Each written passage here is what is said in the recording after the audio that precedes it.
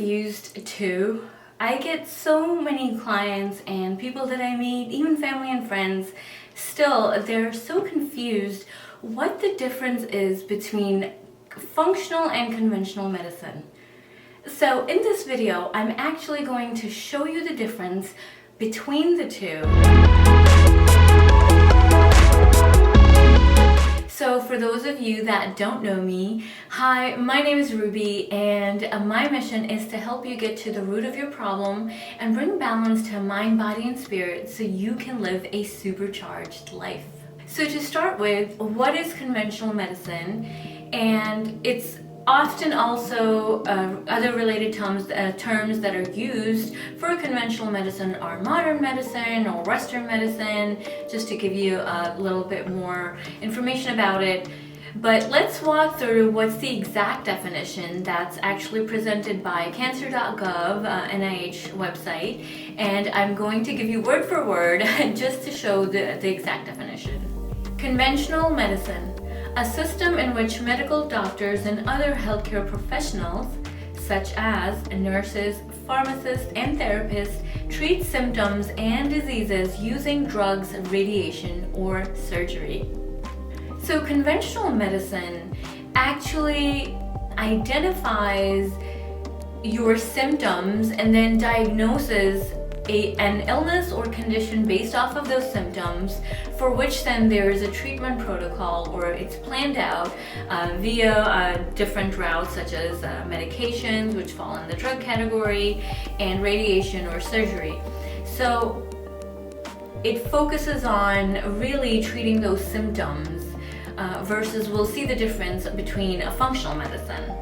Don't forget to stay till the end of the video because I will walk you through a case study and present you my case even further of what the different routes for an individual that when they take conventional medicine versus functional medicine take, what the outcome is for them. So 50% of adults have at least one chronic illness. And chronic disease accounts for 86% of all healthcare costs, which in 2015 alone was $3.2 trillion. That's insane, the amount of money that goes into healthcare. And yet we have people that are not getting answers to their problems. They're still living debilitated, in pain every single day without alleviating their symptoms and problems, and just with suffering. And it really bothers me. I wanted to bring this into light because we need to focus more on getting rid of the problem rather continuing to treat the problem. So what does this mean for conventional medicine? Is conventional medicine not beneficial at all? Actually, no. There is a place for every medicine. That's what I truly believe. And conventional medicine is actually really good at acute care. So if you have emergencies, such as when you have pneumonia or you have heart attack or there's an accident or something of that sort, then they're really good at attending to that and bringing you more into homeostasis and balancing that situation out. I had the chance to actually work at Johns Hopkins Hospital, which is a very well-known hospital, and see that they're really good at certain things versus the other, and they have a special burn care unit. And then I had my experience at Cleveland Clinic, and there I actually did my part of my training in intensive care unit, ICU, and I was able to see how when someone comes in with so many things going on with them and how we try as a team, which I love that there is a team there and everyone is a part of it, and we try to really work on together to bring that person in balance and save their life. So functional medicine, according to IFM.org, is defined as: functional medicine determines how and why illness occurs and restores health by addressing the root causes of disease for each individual. Functional medicine treatment targets the specific manifestations of disease in each individual. So what functional medicine does is it actually identifies the root cause of your symptoms. So why did your symptoms begin in the first place? So it doesn't treat the symptoms, it actually finds the root cause and tries to get rid of the root cause, and through various different therapies. I'm going to leave the link on the bottom for both of these sites, and you are welcome to read them on your own as well. Now, let's take a look at a picture that's going to show you what that may look like visually, because I know I'm a visual person. I love visual aids. So let's take a look at that. Conventional medicine actually falls in that area. Now here's the top of the iceberg, right? And on the top of the iceberg we see chronic diseases, and obviously there are a million and I can't possibly fit them all in here, but that would be your top section. Those are your diseases, or those are what you were diagnosed with.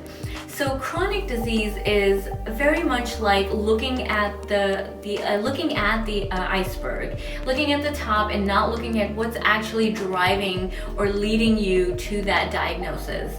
So most of the time what we do is we have the disease and we have the symptoms, and then we just keep putting band-aids on those, and yet it doesn't solve the problem. The problem still exists. It just gets worse over time because we're using these band-aids such as medications and treatments or whatnot that's just temporarily giving you a relief, but it's not resolving your problem. So what does functional medicine do? So if we look at the bottom of the iceberg, there's this giant bottom of the iceberg that is actually the root cause. There are so many different problems, especially in our world today where our environment is polluted. We have 5G networks and we have radiation that we're getting all the time, and pesticides that we're breathing in. There's a lot more problems than when these used to be a problem for us, but there's a lot more underlying causes. Chronic disease does not occur overnight. It can take years for it to develop, but it developed for a reason. So what happened? Did something happen? Did something traumatic happen during that time in your life? Do you have hormonal imbalances? Do you have extreme stress? Because that can also lead to hormonal imbalances. How is your gut? What's the picture of your gut? What does that look like? Do you have the right microbiome that's gonna lead you to health, or it's gonna affect how you're metabolizing your food? Are you toxic? Do you have toxic exposure? Were you exposed to mold, which most of us are, and we're so unaware of that? So you see, there are so many different variations where this can go, and what's affecting you is going to be different than what's affecting me or anyone else, because we all have different thresholds and different sensitivities, and we are affected differently. So I wanted to show you this because I think this is really important to kind of get that visual aid and understand the underlying problems and what differentiates conventional medicine from functional medicine. Okay, time to dive into a case study and explore the different outcomes.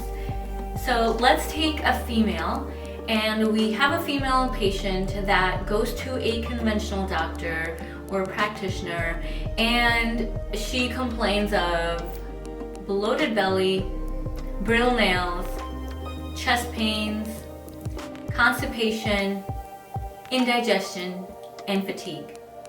So first, the doctor can, just by hearing the complaints of the patient, the doctor can say, oh, it sounds like you may have acid reflux, and let's try Nexium or omeprazole and see if those help you and alleviate your problems.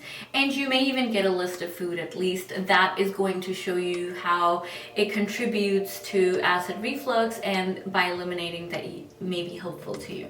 So that's one route. So the second route is that the doctor can run several lab tests to see how your organ system is functioning, and then they can perhaps, if you're really complaining a lot about the stomach, then they can either give you a gastric test to see how the motility of the stomach, if your food is passing in a timely manner, and then they can also do colonoscopy to see the health of your colon and what that looks like. So those are a couple of different routes, and if, let's say, they found nothing wrong and everything was negative, then at that point there's not much to do. So they may recommend going to a psychiatrist or going to counseling or something just to get more help. Okay, so if that same patient goes to a functional practitioner, they will likely take your full history and figure out when the problem started and what that looks like, and then they'll probably do some advanced lab testing where they can really hone into the problem of where it's stemming from and what is actually going on. So for example, they may look at gut health, because gut health will play a big role in how you're digesting food, and a lot of these symptoms can be related to them as well. You may have hormonal issues, you may have toxic exposure, or you may have exposure to mold, which can cause a lot of problems. So there's so many different factors that can be involved that it's hard to just say up front what that might be until you do the test and really figure it out. Another thing that they'll likely determine is if you're actually producing enough acid, hydrochloric acid in the stomach. Because if you're not producing enough acid, you are very likely to have these experiences and symptoms to prevent the harboring of unwanted bacteria. That can cause a lot of problems, and it can cause indigestion even. And so these symptoms are very similar to also someone that may have low acid, which are caused by so many other factors, and that's a whole another topic I can go into. So there you have it. Those are a few different scenarios or outcome scenarios that I've provided. Those are actually based off of true story, so it's based on experience. Everyone's experience might be different, so don't take my word for it on that, but the outcome can really be dependent on so many different factors. And I do want to also clarify this, that it doesn't mean that conventional medicine is bad. There are really, really good parts of conventional medicine, and they have some really amazing treatments and protocols, and even medications that we have are amazing, and I think they all serve a purpose. But to really get down to the root cause is where we do lack in conventional medicine, that we don't really go in depth and to really find out what the cause is. So I think there's a lot of parts in it that we're missing, and that we can probably use from functional medicine. And that's why, for this very reason, I'm a big fan that if practitioners can just combine their expertise and work together as a team, I think that's the best route for anyone seeking help and getting healthier and really getting down to the root cause. And I have actually seen that at Cleveland Clinic, and I know it's possible. It works really well. It requires a little bit of an effort, but it's definitely possible, and I foresee that as part of the future, where more and more conventional medicine practitioner may be more open-minded to working together with functional practitioners as well. That's it, folks. I really hope that hit home, and you know the difference between conventional and functional medicine, and the case study really helped you understand what the outcome might be for that individual if they take the different routes.